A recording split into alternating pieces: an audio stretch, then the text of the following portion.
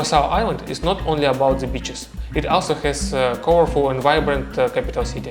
On Curaçao Island lives over 155,000 people, and over 144,000 people live in Willemstad.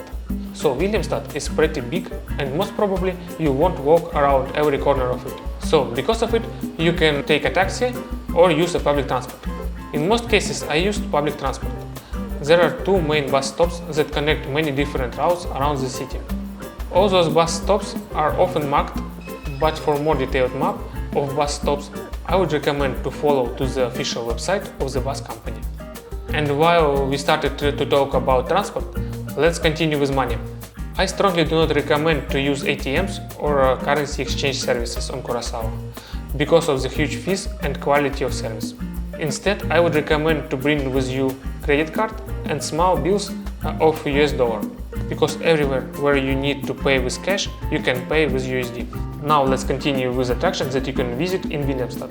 And the most popular one is Queen Emma Pontoon Bridge that was built in 1888. The bridge swings wide many times daily to allow access to one of the busiest ports in the world. It also separates the two halves of the city. Around bridge you can find many shops and restaurants. By the way, you can walk on this bridge while it is open, so it can be an interesting experience for you. I would recommend to visit the bridge at night and during the day. And while bridge is open, you can take a free ferry. So if you are up for a short ferry ride, you should wait for the bridge to open. Behind the pontoon bridge, you can find Queen Juliana Bridge. The original structure collapsed in 1967, killing 4 people, and has since been replaced with the current bridge, which was opened in 1974.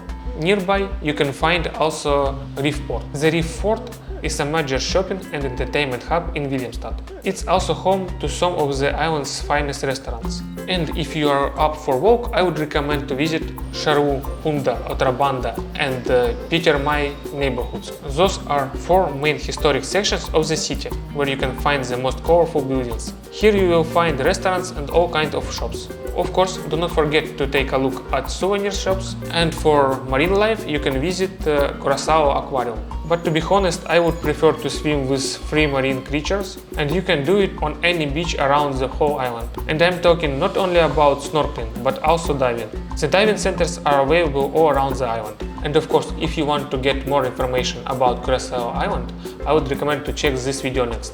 Or you can also see the description below for more links.